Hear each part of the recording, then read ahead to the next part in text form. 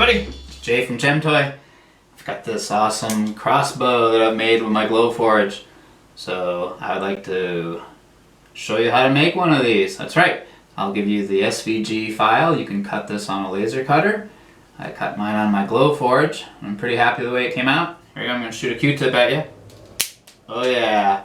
So this Q-tip crossbow is something you might want to make. You'll need the Glowforge medium maple plywood, which is actually 1/8 inch thick. And so that's what this is cut from. It requires 3 rubber bands, the skinny kind of rubber bands. My mailman packages my letters together with this, so these are official USPS red rubber bands. And I takes 3 of those, a little bit of sandpaper. I need 220 sandpaper to sand the washers down so that the washers are actually thinner than the rest of the wood, and that creates spacers for the trigger to move nice and juicy like that. Whereas if the spacers are not sanded, it'll just be like and just stay there. So you want to sand them down a bit so that they're actually smaller. So that's it. 3 rubber bands, some sandpaper, and a laser cutter, and you'll be good to go. This project is an advanced Glowforge project. If you've never used a Glowforge, please take my course, which is Inkscape for Glowforge, and that'll get you started with all the basics so you understand the lingo, how to use color, and how to set up Glowforge so you have different layers. So make sure and take that course first, and if you're interested in making this is just the instructions for making this. So that's what we're doing here today. And this kind of toy, even though it just shoots like cotton swabs, it requires parental supervision because it shoots things. And when I made this out of acrylic, it exploded. The front would break right off. So there was so much pressure of it banging over and over and over, the acrylic couldn't take it compared to the wood. So this whole front part is just better in wood. Whereas these tabs would break off and like explode when it was made out of acrylic. So we'd play with it for about 20 minutes to a half an hour, and then eventually the whole front of it would like explode all over the room, and we realized wood was the way to go. Yeah. So check it out. We've got the crossbow.svg. So this is the file that I made the crossbow parts on, and you will see the colors that I've used. The inside little teeny shapes are red, the little cutouts, the little teeny bits like for the pegs, peg holes and stuff. All that stuff's in red, and we want that to cut first. And then the black outlines, the profiles, are the big shapes like the handle shape and all that sort of thing. That's what's going to cut last. And the artwork, like the GemToy logo and the Q-tip crossbow font, now all that's going to engrave. And I prefer setting the Glowforge to high def graphic on stuff like this. So I will set that. And I'll do the engrave first. So I'll engrave, cut out the red, and cut out the black. So we're going to open this up in the Glowforge app. So I'm going to open up crossbow.svg in the Glowforge app. Here we go. Alright, now here we are in the Glowforge app. So I've got to go up here. Right now it says unknown, and I want to tell it what's in my Glowforge. And I have medium maple plywood. So I'm going to select medium maple plywood because that's what's in my Glowforge. I have my wood pushed back so it can't read this code. Usually this sticker would tell my Glowforge what it is, but I have it pushed back all the way back to this edge so I can get my wood and use all my wood. I don't want to just neglect the last inch of wood here. So that's all. So I'm going to go through the order of cut and engrave over here. So I'm going to first go to the GemToy logo, and I'm going to click it, and it opens up all these choices. Now it defaults to draft photo, and I hate draft photo. It's ugly and it's just bad. So I go to high def graphic, because this is a graphic, it's not a photo. So there's that. And then I'm going to go to the Q-tip Crossbow, and I'm going to open that engrave, and I'm going to set that to a high def graphic as well. Now these cuts are not in the order I want them in. I want these little teeny, little inside cuts to go. I'm going to drag this up. I'm going to click and drag. So now you'll see that I have the Gem Toy logo at a high def graphic, Q-tip crossbow, high def graphic. The inside peg holes and little teeny cuts are set to cut before the big outer profiles are set to cut.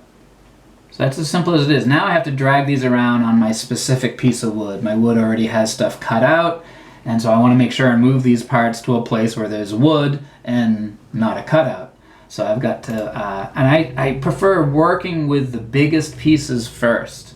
So I'm going to start out with the handles, and what's cool is like when you click on one thing, it gives you this little turner, and if you shift before you click that, it'll go to 90 degrees, like 45, 90. See how it clicks to these specific 45, 90 degree angles. And if I don't hold the shift, I can move this infinitesimally anywhere I want to adjust it. But if I want, so there's two ways to work with it. I don't know where I learned that if you hold shift it does this either, so I'm glad I'm telling you, because I'm not even sure how I learned that. Must be somewhere, but I don't remember. Little birds told me. So I've got to slowly work all these pieces so that I can use my wood efficiently.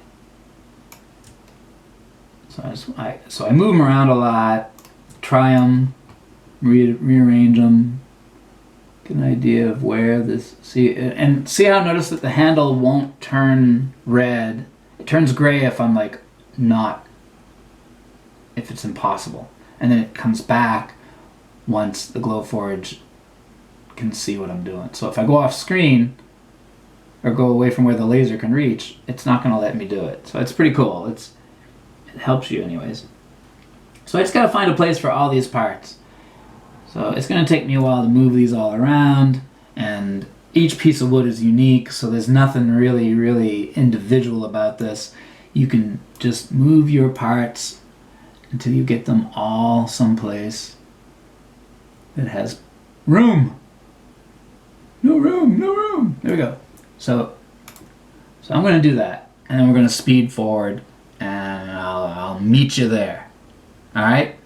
So I'm gonna put all these on this piece of wood, and we'll skip forward.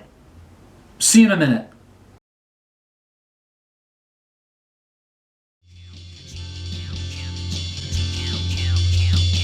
Mr. Moore's in New York. Mr. Moore's in New York. It's a long ways to go.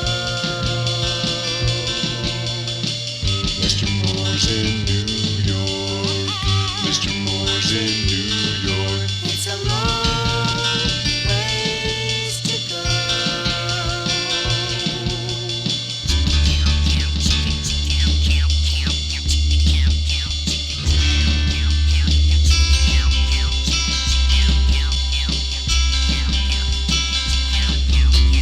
Writes the stories I want to tell.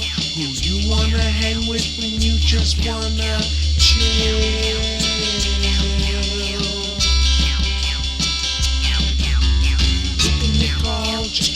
And there is the magic of cinema. We have fast forwarded, and I have everything here. Everything you can see, everything's adjusted to fit here onto this piece of wood. And I'm going to click print. Here we go. So this will upload to my Glowforge. And then we'll have to go downstairs and click the magic button. It's that simple. I'm excited about that. Dun, dun, dun, dun, dun, dun, dun, dun, dun, dun,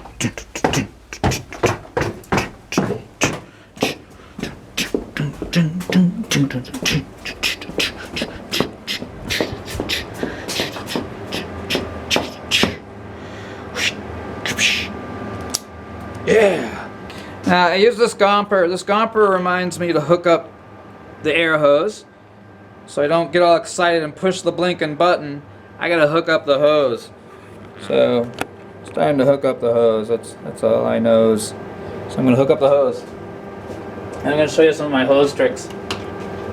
So I have this comes with my Glowforge. This is what exhausts all the smoke and the doom out of my room. I gotta put this on. I have this little this thing tightens back here, so I gotta put this in here, tighten that on. Now because I live in a really cold place, I have this homemade green ham. I have green eggs and ham, but the eggs, I don't need the eggs, I need the ham. And I stuff this in my hose to keep wind from coming through it when it's not hooked up. So there, so I'm gonna plug this in. This has a fan, an exhaust fan hooked up outside. So now my exhaust fan is going, my hose is hooked up. I don't have green ham in my hose, that would clog up things, so I gotta take that, remember to take that out if you make one of these. And now the Glowforge is ready. I can move the gomper back because he's very concerned about air quality. And I push our button.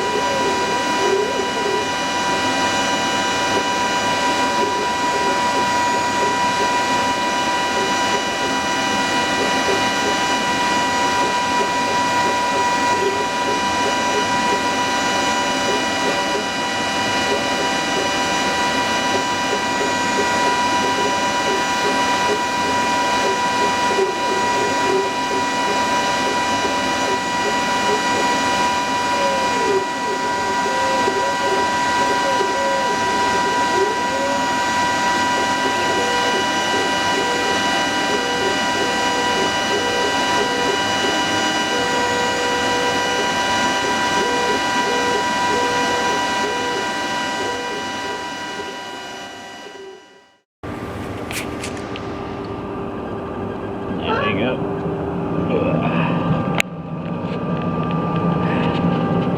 I'm going to unhook the Glowforge, so I'm going to reach in there. Unhook this, and then feed out. I'm going to stuff it full of this green ham, Dr. Seuss style. There. That's that. And I'm going to unplug the vent so it's not sucking my ham up through there. That'd just be terrible. So there, so put that to bed. So there's that. Then there's this. 1,000,000 parts. I think there's like 27 parts. That's got to be accounted for now. I'm gonna put this camera down and get my parts. All right. It's exciting. Okay, everybody. You know, in the next video, we're going to peel all the tape, and we're gonna glue the few parts that need to be glued together. It's pretty easy, but we gotta do it. Someone's gotta do it. All right. Jay from Gentoy. See you in the next video.